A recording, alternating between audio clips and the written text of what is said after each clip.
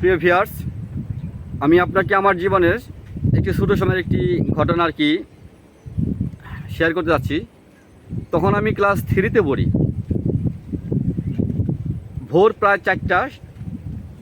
তো বাবা আমাকে ডাকতেছে, আব্বু উঠো, ঘুম থেকে উঠো। আমি বলছি কেন বাবা? বলছে চলো আমরা মাছ ধরতে যাই নদীতে। তো পরে বলছি না আব্বা, আমি এখন ঘুমাবো। তো বাবা বলতেছে আমার তো একা একা ভয় করে, আমাদের যে ডিঙি কুষা নৌকা আছে, তুমি নৌকায় শুয়ে শুয়ে ঘুমায় নে, আর আমি নদীতে নেমে মাছ ধরবো নে। তো পরে বাবার সাথে গেলাম। বাবা যেহেতু আর কি একা একা ভয় পাচ্ছে, তো যাওয়ার পর আর কি সূর্য উদয়ের ভাব। তো বাবা মাছ ধরতেছে, নদীর মাছ। আমরা বলি টাটকিনি, চেলা, বড় চেলা, চিংড়ি, ট্যাংরা, গুলশা, তারপরে বাইন মাছ। তো বাইন মাছগুলো মূলত আপনার থাকে নদীর ধারে, নদীর যে কান্দা আছে, কিনারা আছে, কাচার বলি আমরা আঞ্চলিক ভাষায়।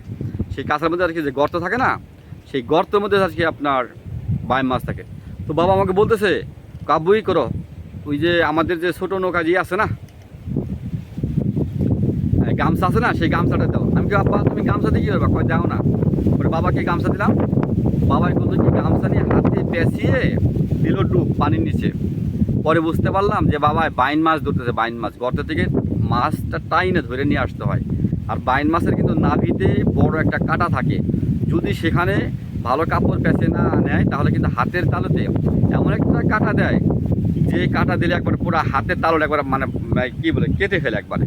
তো বাবাই খাইয়েছে আমাকে। বাবাই যদি আর্থিক সচ্ছলতা যদি নাও ছিল, তবে হাত দিয়ে ধরে হলে কি মাছগুলো খাওয়াইছে। তো আমি তো বাবাকে সেটা খাওয়াইতে গেলে অনেক হিমশিম খাই। এই সে বাবার কাহিনী। বাবার অবদান কখনো শেষ করে না। বাবা শুধুই বাবা। আমি স্যালুট করি সবসময় বাবাকে।